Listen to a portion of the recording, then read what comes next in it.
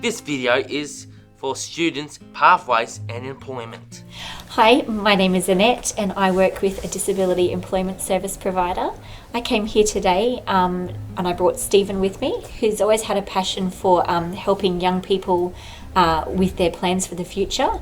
And for the past year or so, he's been wanting to share his story with students and people so that he can encourage people to make good decisions when they leave school and encourage them to follow their dreams.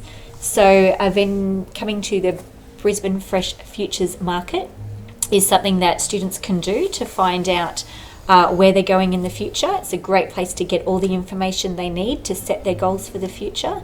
And if you've got certain barriers that you need to overcome, it's a great place to come to source that sort of assistance that you need to move forward with your next goal and what comes next for you in life. My name's Stephen Schneider. I do cleaning for a few places here and there. Hi, I'm Mandy. I work for a Disability Employment Service and providing specialist employment services for people with disabilities. Hi, my name's Paul. I work in a restaurant for a waiter. Since high school, took me 6 years to get a job. That was pretty hard for me because I've always wanted to work. I've always been persevering to get a job. And I work in Mount Omni Shopping Centre. Been working there since May last year. So who do you ask for help at work if you're having any situations at work that you can't actually deal with?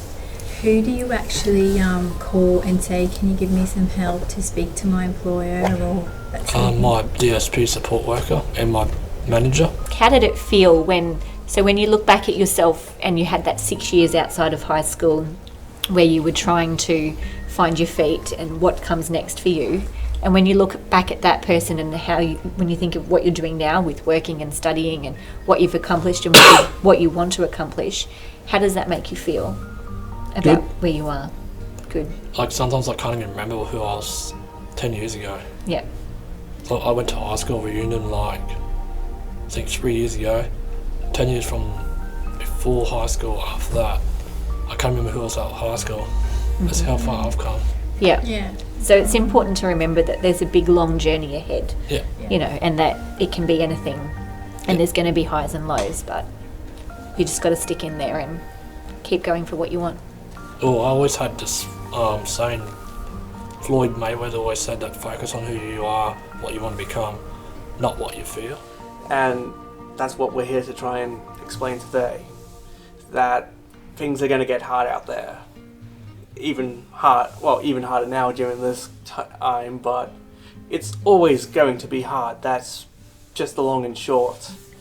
But the more you put yourself out there, especially after school, the more you're out there, the more experience you'll learn and people will take notice. And if you can turn heads, especially at that age, you're going to make it very far in your job career.